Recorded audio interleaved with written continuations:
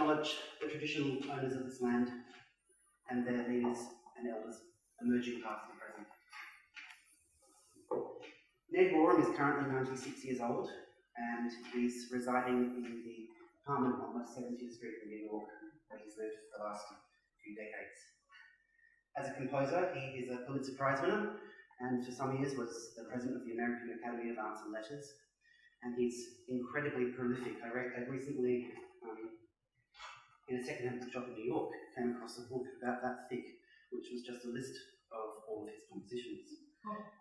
He's written symphonies, 10 operas, countless instrumental works. His works for piano are numerous and extremely virtuosic, very difficult to play.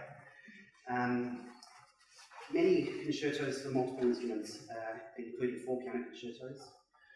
The chamber works are vast, and over 500 songs for which he's really very famous, and which led Time magazine to call him the most successful and prolific composer in America for art song in the 20th century.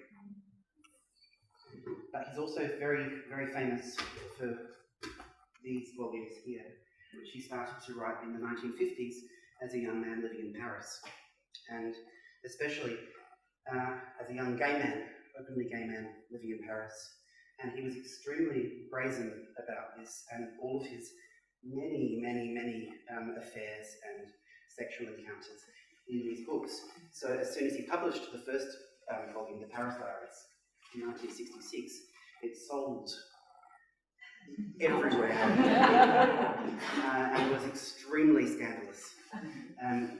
He also talks a lot about in the Paris Diary about his friendship with French aristocracy, and especially this woman who we'll hear a lot of tonight, Marie Laurey, who was a fabulously wealthy patron of the arts and an artist herself, and she introduced him to all the greatest musicians, composers, artists, and authors of the time, and they all agreed on several things. One, that he was incredibly beautiful and extremely popular with all the men. 2, that he was extremely talented and very deserving of all his accolades, and he was very clever. And that he was quite arrogant as well, and that comes through in his diaries. He's very, very self-aware, but kind of charmingly so, and slightly naively so as well. So these diaries are very unique because you get a glimpse of a major 20th century composer and his thoughts on music, and he was often very rude about other musicians and got into trouble often. You get a glimpse of his life as someone who knew all the famous people at the time. He hung around with all the big movie stars and the most famous authors, artists, and musicians, and also as a document of the last half of the 20th century and all the cultural changes and political changes that occurred. So they're very fascinating things to read. All the words that you hear from tonight's show come from these diaries.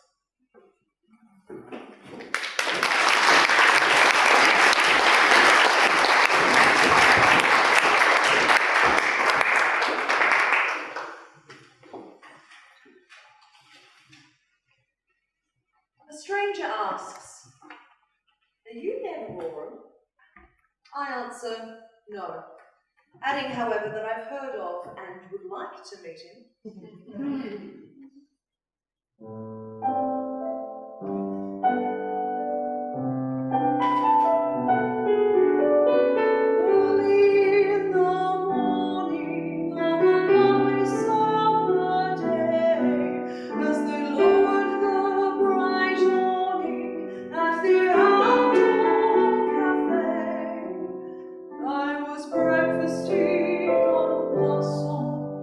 And cafe all day, under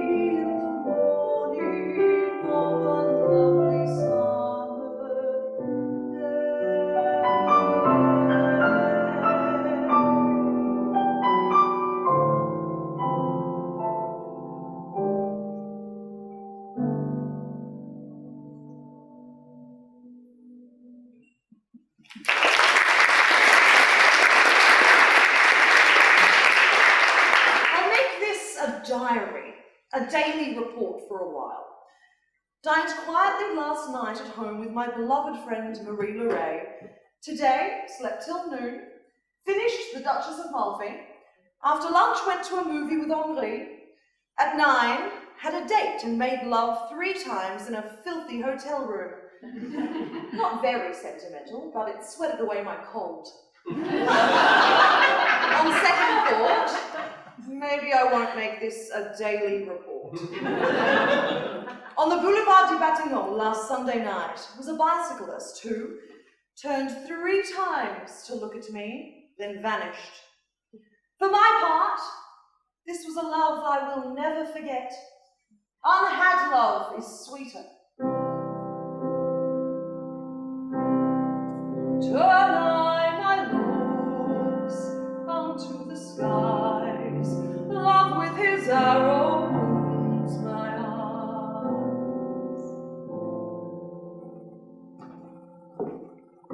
The night before leaving Paris, I took a long walk. Of course I knew something would happen, since experiences on the eve of a departure are inevitable. I hear feet, and then a bespectacled young man stops me. Would I like to visit his home and bavarder un peu? I find myself in a huge room lined with books, at least 10,000 books, all in Russian. Then the guessing game begins. It is always the same. You have a slight accent. May I ask if you are of foreign origin? I almost say I am Dutch, then decide this is too revolting, and finally admit to being American. Now he no longer finds me a stray cat. Stray cat is what he said. And I feel he is drawn to me. And as I consider this a weakness, I become bored. He gives me a green leather edition of Anna Karenina. We go for milk on a cafe terrace, and a man at the next table asks me for a light. While I'm giving it to him, he strokes my hand and whispers, "Can he see me tomorrow?" His face is not unpleasant. He says he has never seen eyes like mine, gives me an address, asks me to write. It is a beautiful summer night of the kind that can only happen in big cities.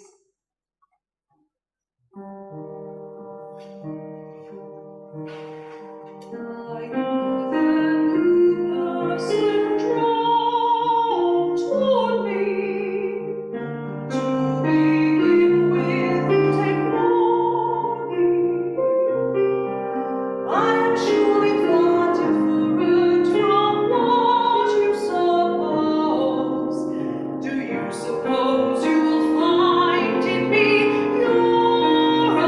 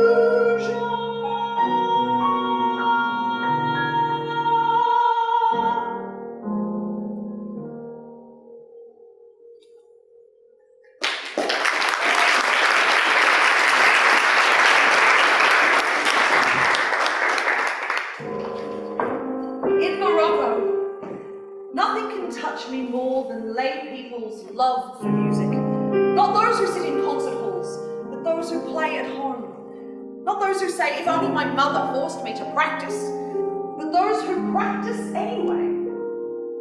Sometimes in the evening I watch with wonder as Guy practices the piano. He plays badly, but with such devotion that I realise the greatest pianist in the world could not give him as much joy as his ability to make these sounds himself. Tomorrow, I take the plane from Casablanca to Paris. Tonight as I packed, Guy said, deeply moved, "If anyone saw you packing your bags like that, he'd never suspect your self-satisfaction. You, who have no home, who leave me in order to settle in any old hotel room with others. And I, who want to build a new house only so that you might live there with your own piano." But it's clear that despite all your airs, you only live for music.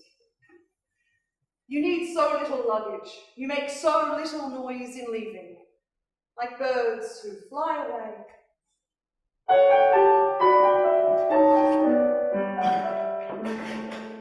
I was 5 years old when I stepped up into the streetcar, while they thought I was taking a bath, when I sat next to a lady who smelled like raspberries. Instead she smelled like a macaroon. "I am going to find my mother," I said. Jing, jing, said the bell. The conductor knew where he would be going. How could he fail? Said like intention on that shining parallel window bar. They asked me my name, and I knew. Trees and houses, gutters, motorcycles, and cars.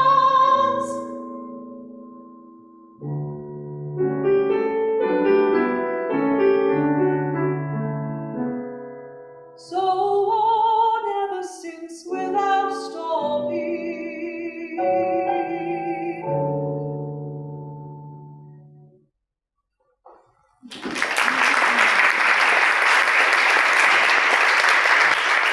It's been 3 weeks since I moved here to Marie-Laurey's, by far my best residence in Paris. It's all that keeps me alive, the thrill of being alone in a comfortable bed. Of course I'm in love, but as we all know, that has nothing to do with happiness. This evening I told Marie-Laurey innocently of a letter to my mother, in which I explained that our relationship was strictly platonic. She was thunderstruck. After a half hour of restraint, she fell into spasms of tears, and I grew aware of my crime. Can one have his mother and another woman at the same time without unhappiness? My ignorance had wounded.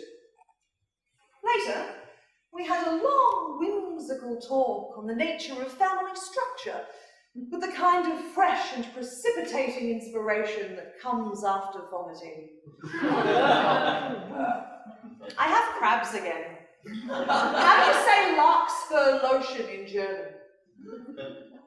Broken German hearts. Letters from Germany tell me what I've always been told, no matter how I change, that I play with hearts, but a day will come and I'll have no more friends. Meanwhile, I'm really in love with those I sleep with. Though 10 minutes after, I want to say, get out, I've things to do. If we're kind to all those who love us, what is there left for ourselves? Each one says selfishly, no one has loved you as I do. The whole thing's been equalified by the 2 French sadists who left me deliciously crippled. In Europe, I've been in love twice. 3 or 4 times almost in love. 5 or 6 additional times not quite almost in love. 1 or 2 or 300 one-night stands.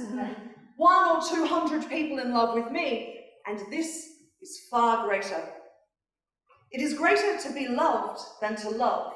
It implies far more Famous last words of Ned Rorem, crushed by a truck, gnawed by the pox, stung by wasps in dire pain.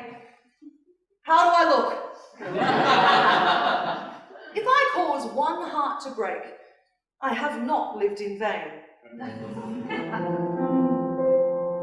If so I gaze upon the ground, love then in every flower is found.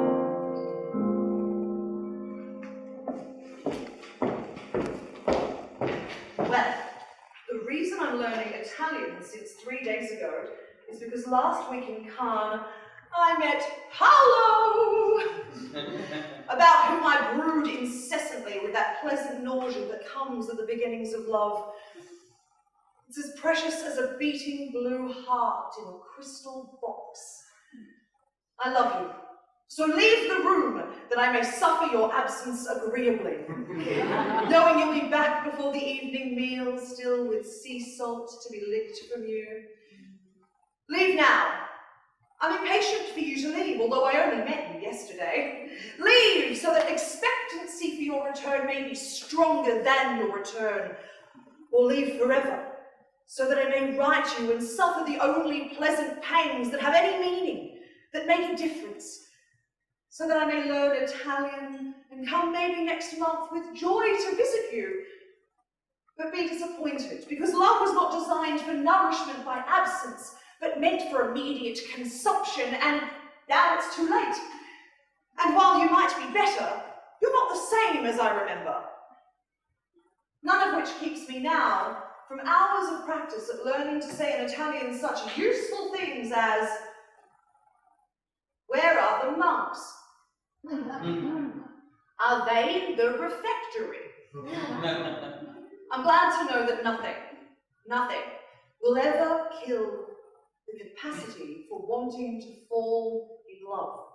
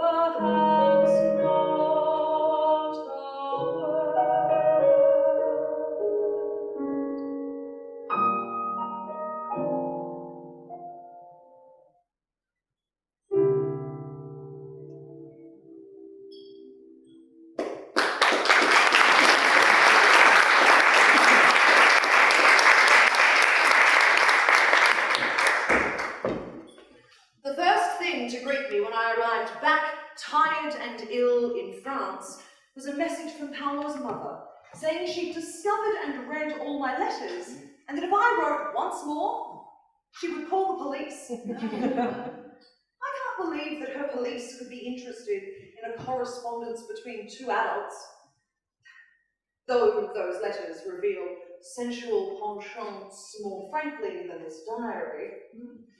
Meanwhile, she's demoralised me to the point where I either neither eat, nor breathe, nor sleep, nor work.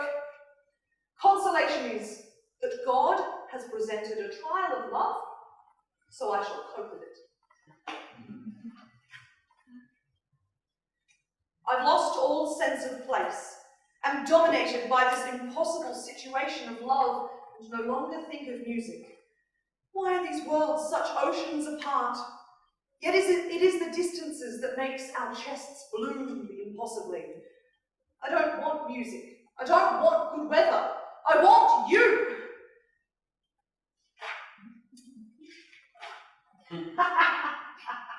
You are my leather and my honey, my yellow roses, my electric chair, my drum, drill, sweat, and my thistle. I love you. How can I go on? If I should die now here, I cry as I write it, and it must be known. All that I own, money and music and trinkets and hair, is left for you. No relief. Love means being together. As I am, I grow daily weaker. This weekend, I will come to Milano to kiss your feet and beg you to leave and humiliate myself by the classic banalities. And you two will turn humble and full of love and will end at the beginning with the insoluble dilemmas. Search I the shade to fly my pain. Love meets me in the shade again.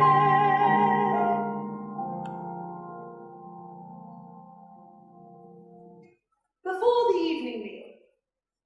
I've always liked to do it best before the evening meal, because thus with a new friend we can go out afterwards in the early night's illumination of a new city and discuss it all while dining. And drinking. That's making friendships. It used to be that I would drink in order to go to bed. Now it's going to bed to be able to drink after and discuss. The superfluous is all that counts. Art, screwing, ice cream. As for sleep or taxes, they don't count, do they? Yesterday was my 32nd birthday. Tomorrow we arrive in New York. I asked Marie Ray if I would find love again back home, but she replied, I don't want to make love anymore. I want to make friendships. Who knows if America might not be where my realist problems are eventually solved. Driver, what stream is it? I asked, well knowing it was our lordly Hudson, hardly flowing. It is our lordly Hudson, hardly flowing, he said, under the green roses. Be still,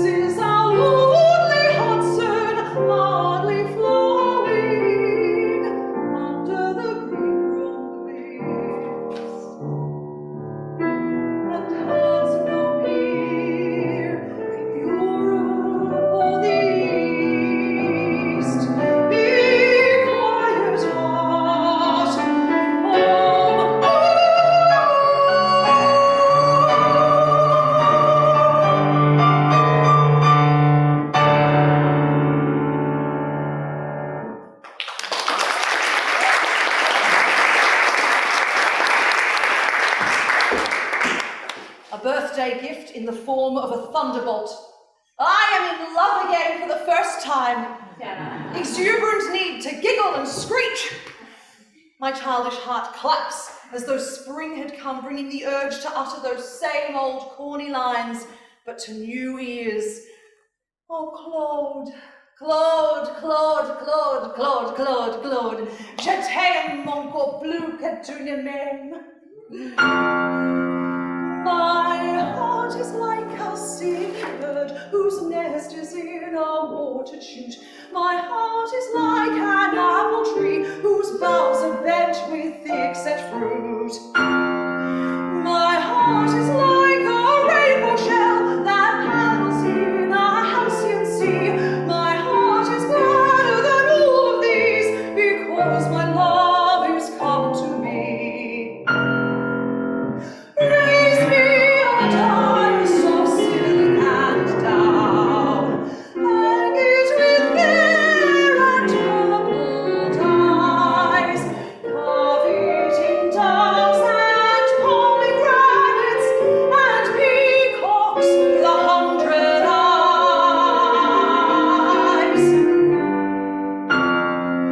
Work it in gold and silver grapes, in leaves of silver fleur-de-lis, because the birthday of my life is come, my love is come to me.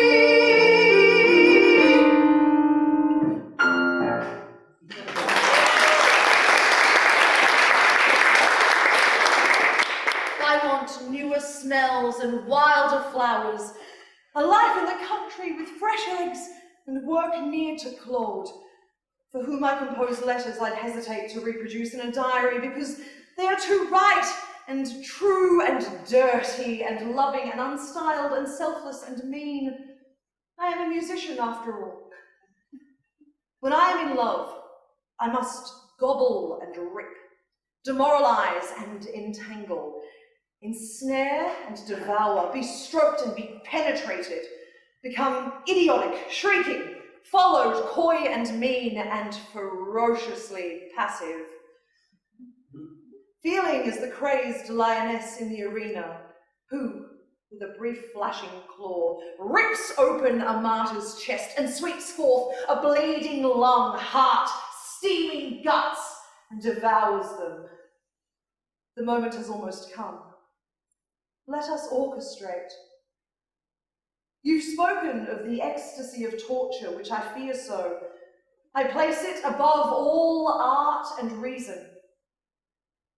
I'll make your triangle tingle, or see that noisy sleep which sings into the kingdom of a bed. Want I to walk in secret grove, in there I meet with sacred love.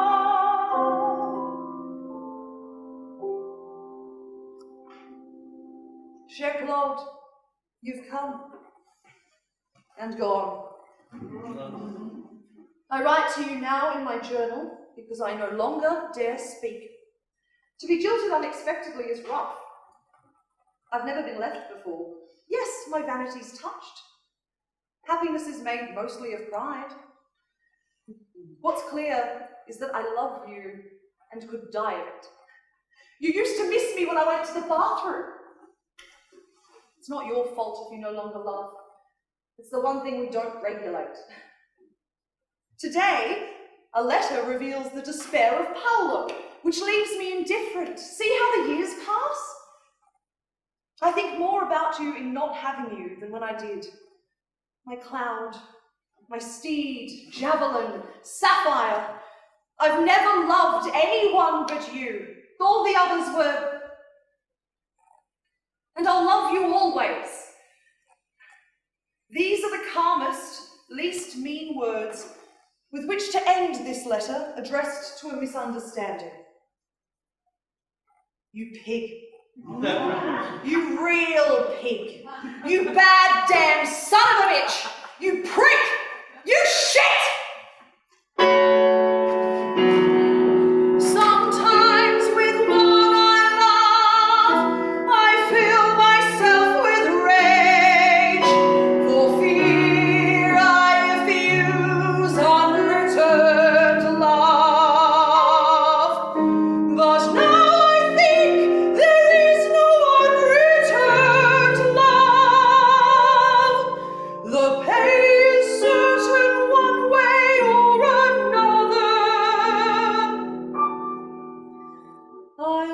loved a certain person ardently.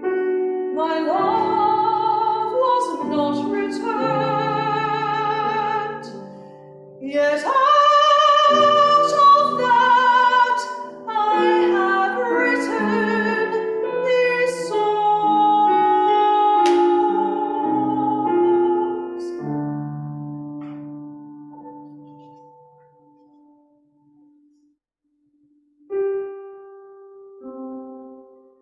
Sweetheart, do not love too long. I loved long and long, and grew to be out of fashion, like an old song. All through the years of our youth, neither could have known their own thought from the other. We were so much as one, but all in a minute she changed. Oh, do not love too long, or you will grow out of fashion like an old song.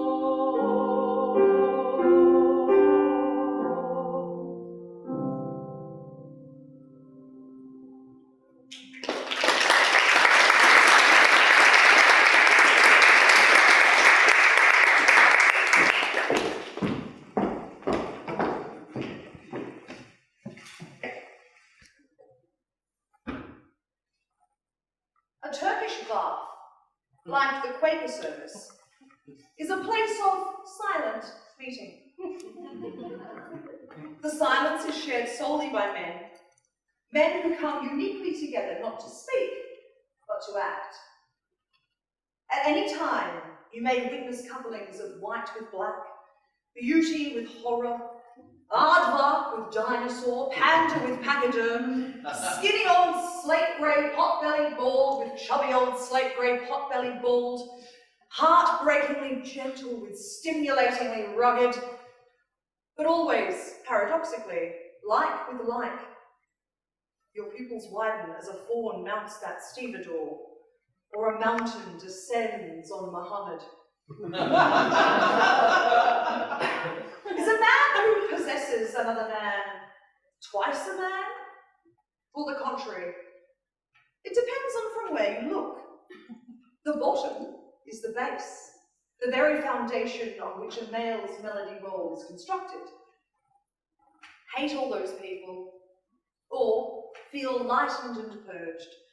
Go home and bathe, but make clear to yourself that such uncommitted hilarity doesn't necessarily preclude a throbbing heart. For 3 times there, you found eternal love.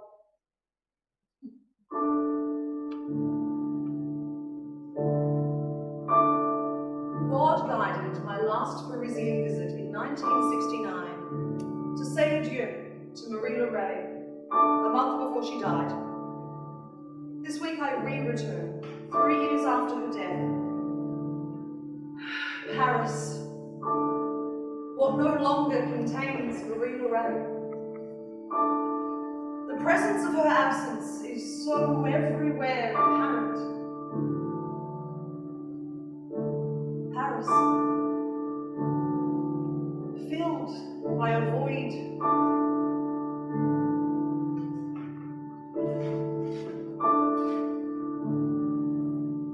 So effortlessly we are not given to move on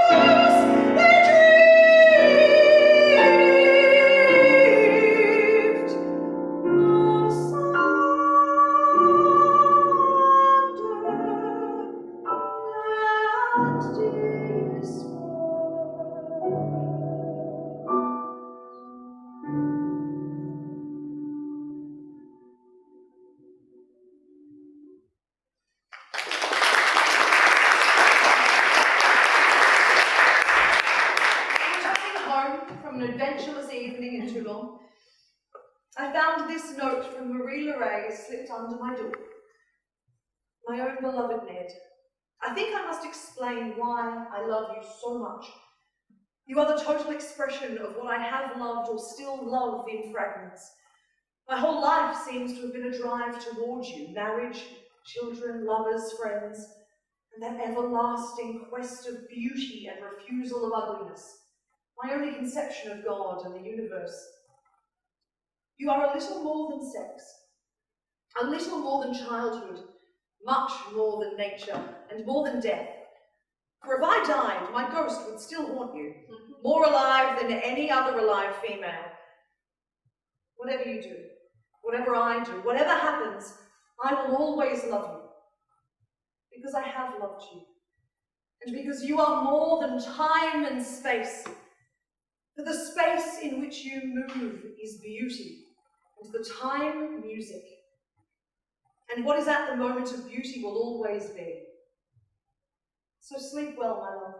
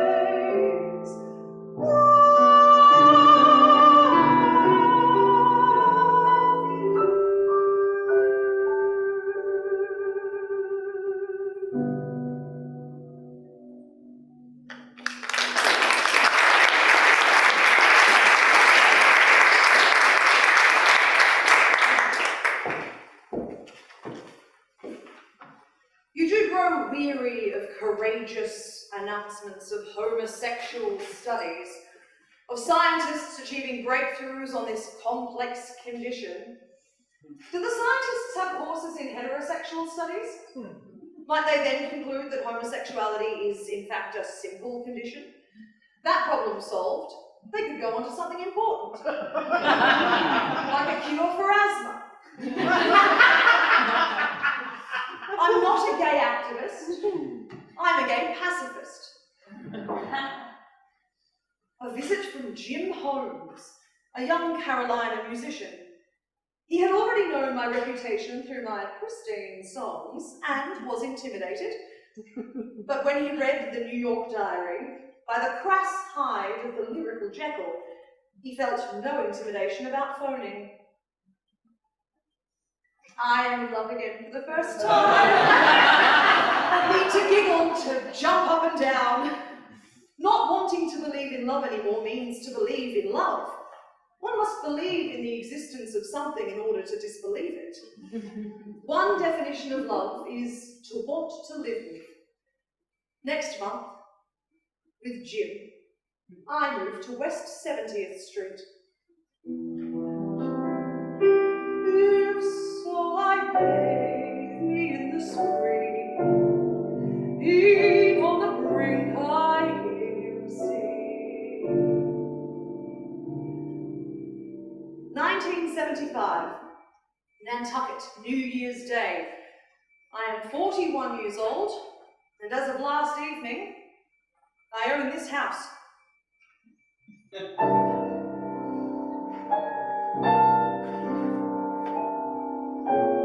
Glass through the window,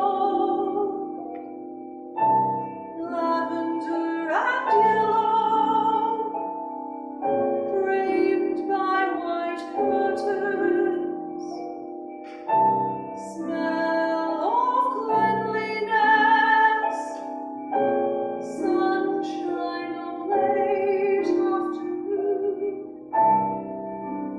On the glass tray, a glass pitcher, the tumbler turned down, by which a key is lying,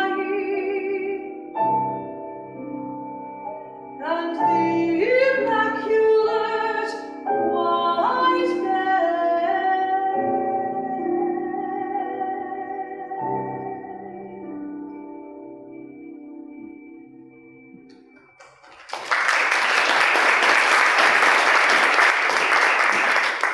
Jim this afternoon has left in the early dark for New York to return in 56 hours after the Sunday services. He is not communicative, coughs. Go away quickly so that you can come back. In anticipation of Jim's return yesterday, I swept the house from cellar to attic, cleaned the bathroom, watered all plants, bought a chicken, baked a chocolate pie. Golden week. Jim planting and painting kitchen furniture, wildflowers still vital and ripe for plucking.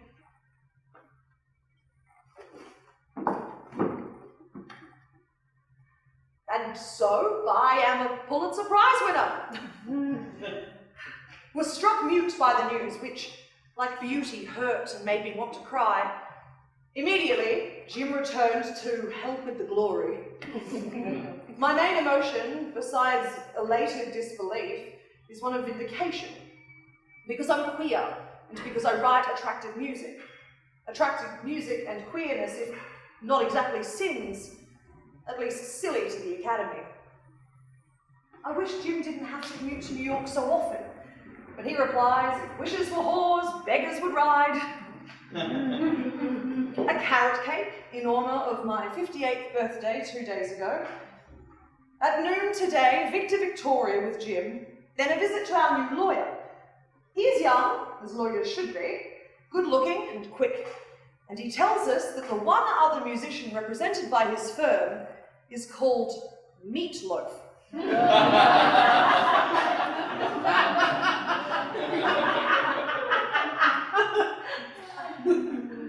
Easter Sunday, 1982. Paul Jacobs has GRID, gay-related immunology deficiency. Dined with my parents, but my mind was on poor Paul. I love my work, and if I don't do it, who will?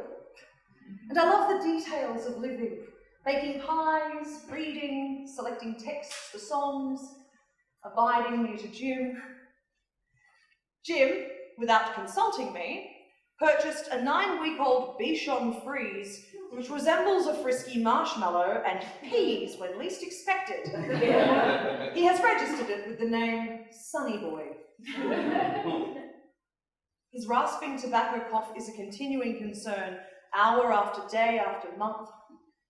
16 years younger than I. Will he give way sooner? My need is as frightening as my love.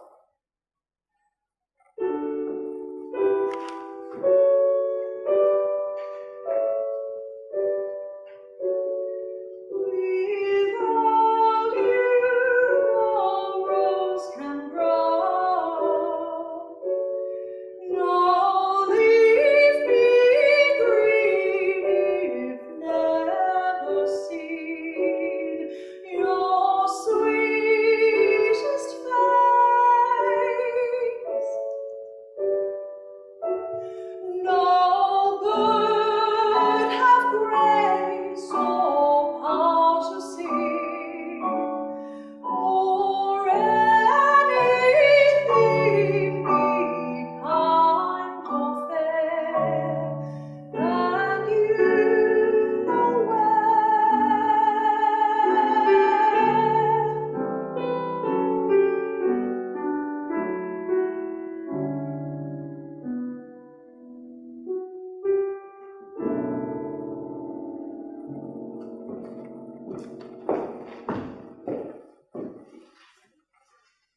More and more in the daily news is death.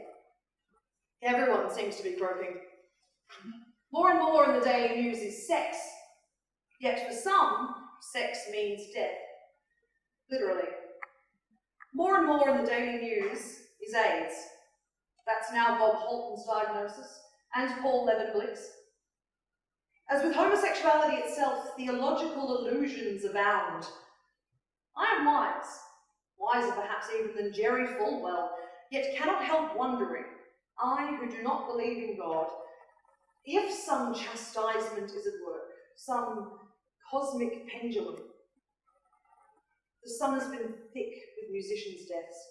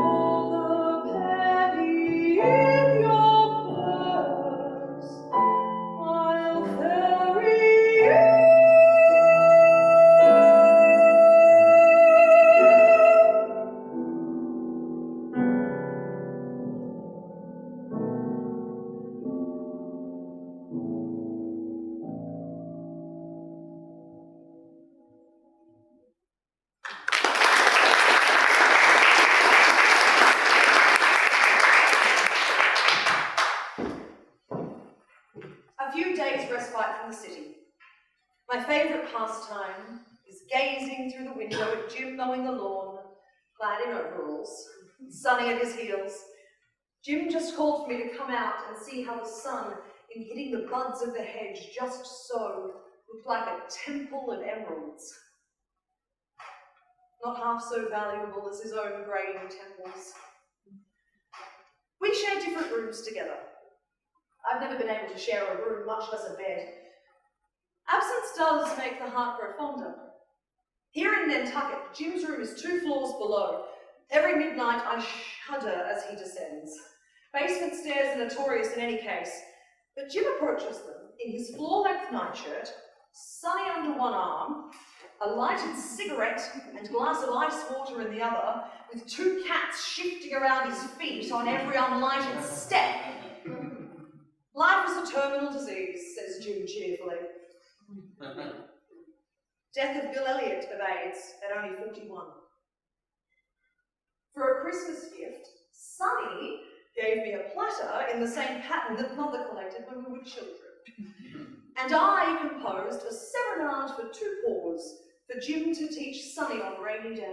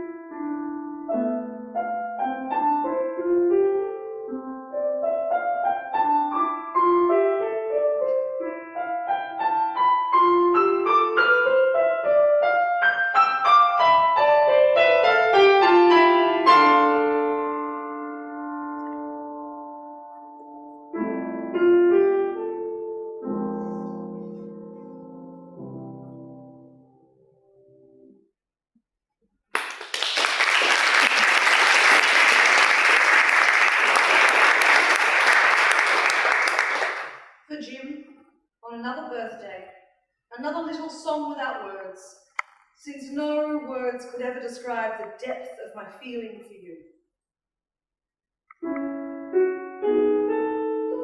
If I don't write much about Jim, it's because I don't want him to read it. But I wouldn't mind his reading that he's my north, my south, my east, my west, and that if it weren't for him, I wouldn't be me. He's my dearest friend, and what I feel for him is deeper than mere love. Sometimes the day becomes a pleasure, usually because of the fact of Jim, without whom life wouldn't be a life at all. Sometimes for a brief spell while sweeping the basement or watching crows play on the lawn, playing backgammon with Jim, I'll experience a surge of absolute happiness. I don't think even Elliot Carter likes Elliot Carter's music. Jim says Dvorak's Fifth is the best symphony Brahms ever wrote. Mother died at the dinner table, 5:25 p.m. Sunday. Tears, shaking, soft warm weather. In my whole long life, not an hour has gone by when I haven't thought of Mother, no matter where in the world I was. For the past week, I've thought of her even more, of course. Mostly with sadness, but sometimes with joy, and even silliness. It's strange how one can know another person so long, yet suddenly discover some essential knowledge is missing. For instance, I'm not certain if Mother believed in God. I do know she believed in poetry, and maybe that's the same thing.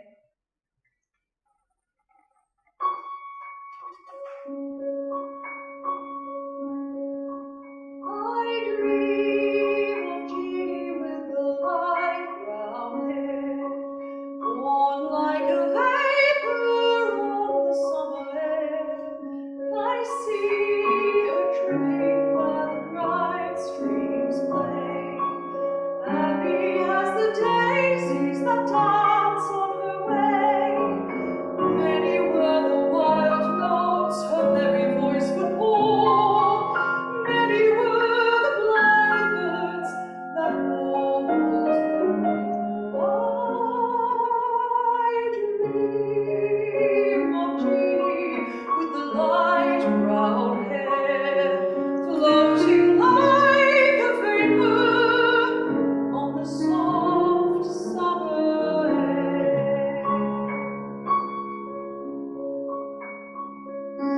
I long for Jeannie and my heart bounds low, radiant in gladness, warm with winning guile.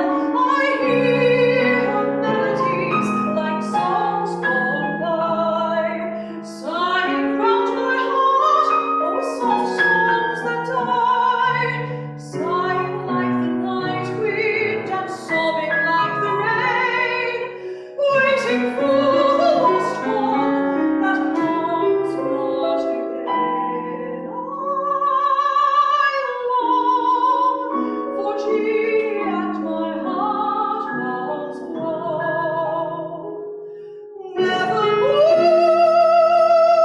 to find her where the bright waters flow.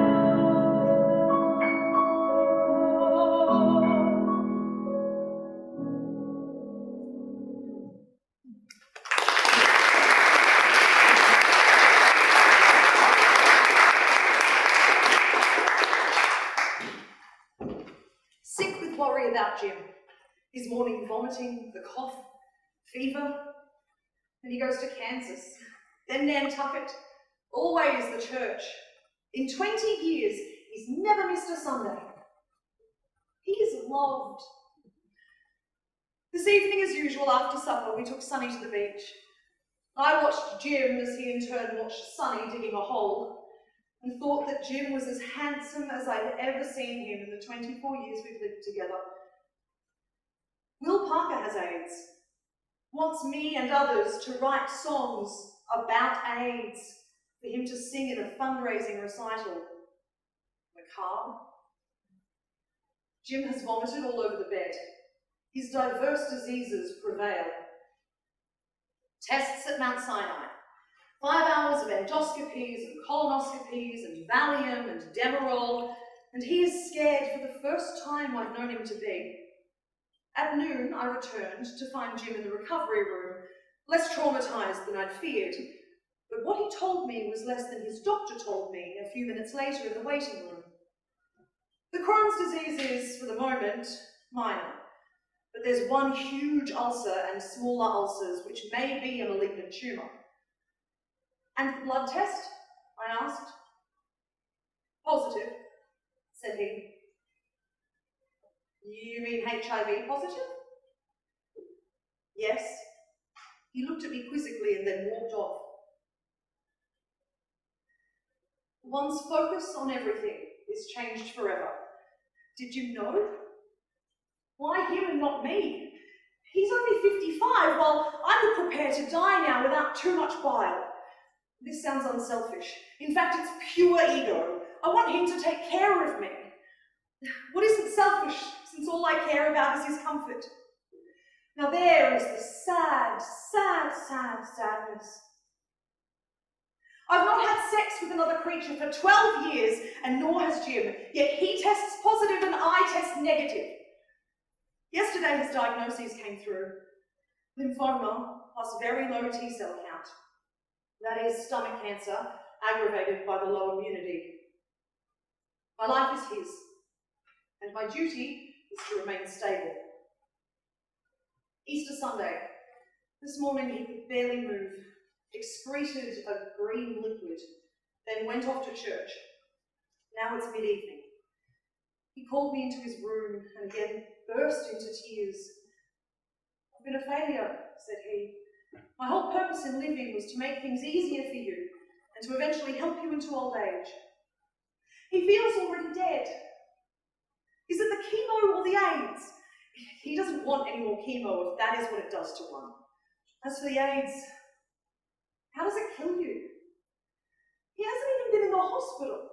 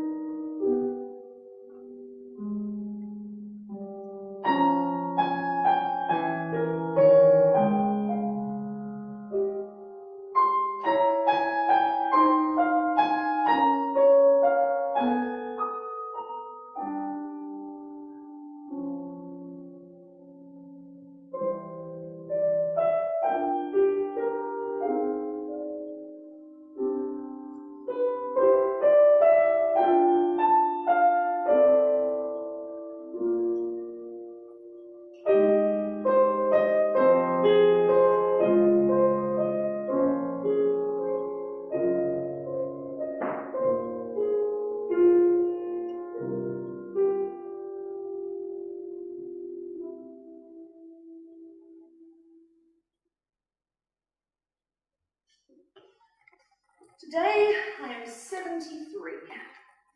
When I first met Jim in 1967, Father was 73. Jim gave me a Burberry coat, really too lavish, but sorely needed. I shudder to imagine him in Bloomingdale's, feeling weary as he does. Jim, toward midnight. I think I'm dying. I feel myself dying. Maybe I've got 4 or 5 months. Perpetual fatigue. Any energy comes from leftover muscle, not from fat. I get fatter without what? Without shape. Have I myself slept more than 3 hours in the last 3 days without pills? When Jim leaves for the dentist, will I cry? Could I die? Will I ever sleep again? There is no right time to die.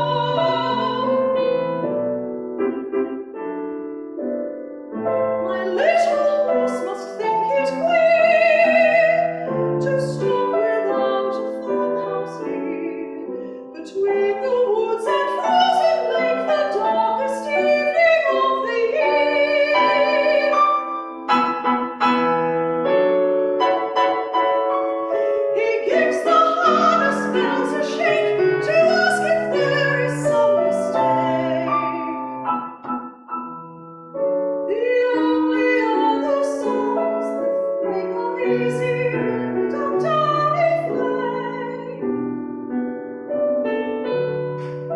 The woods are lovely, dark and deep, but I have promises to keep, and miles to go before I sleep, and miles to go before I sleep.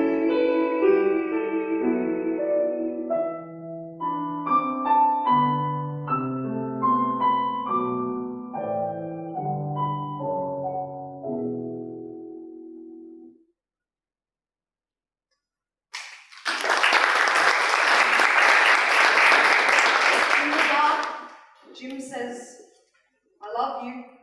Though what good is it when someone who's dying says, I love you? What a farce. I reply a few minutes later, in the dark, I'm dying too. And I love you too. And it isn't a farce.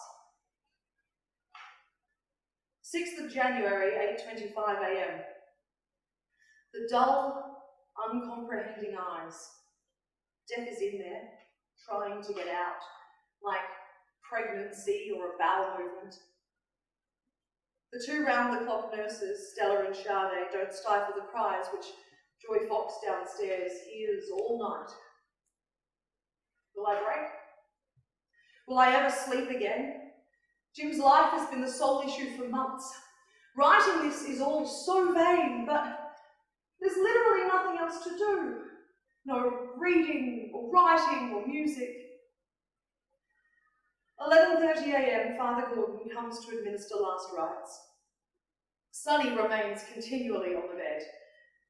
Jim's lovable, emaciated body. Can he hear us? I lie beside him, but maybe not enough. At 1, I go out and get a haircut. At 3, pain patch again. At 2 and 6 and 10, I administer the morphine myself with a dropper under the tongue. Waiting. Waiting. Jim died at 3 this morning.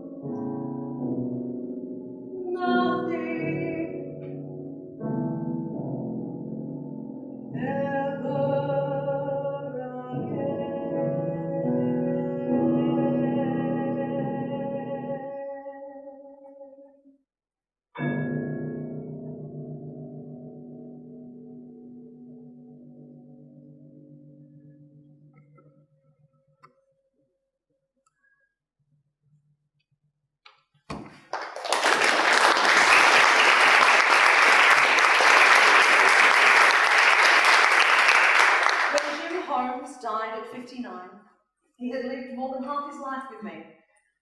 Our relationship was more than mere love. It was based on mutual respect and our professions intertwined along with our souls. I haven't really been here since Jim went away. Tonight, with so many old friends present, it's odd that he himself must be absent. Or is he? Of all the arts, music has the strongest power of evocation. Maybe for a few moments, he will return to us through sound.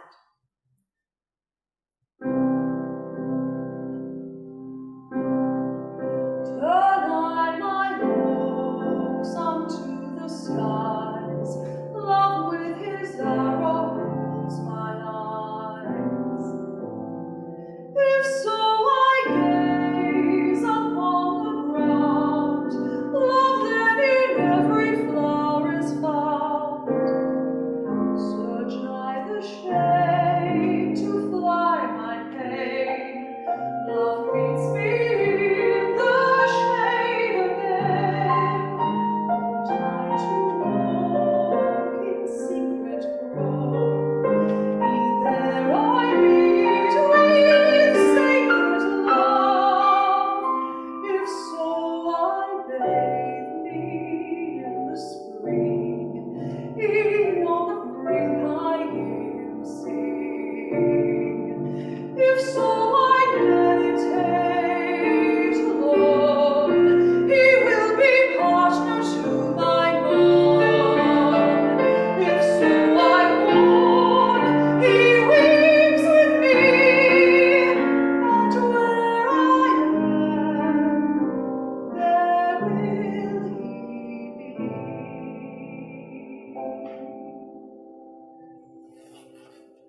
To Jim, you are my north, my south, my day, my night. I thought that love would last forever.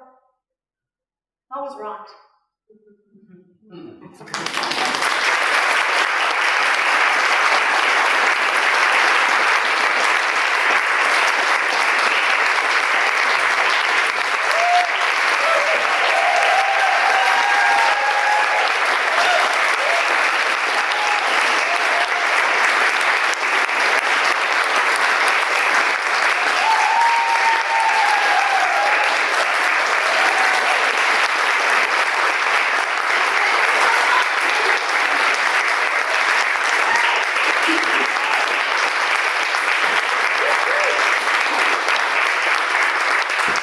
Thank you so much for coming out tonight. I'd like to say a massive thank you to 45 Downstairs for having us, to the Midsumma Festival for having us, to Suzanne Shaundy, who's not here tonight, but who put in a huge amount of work in the last week helping us get this on its feet. To my amazing accomplice, Coady Green.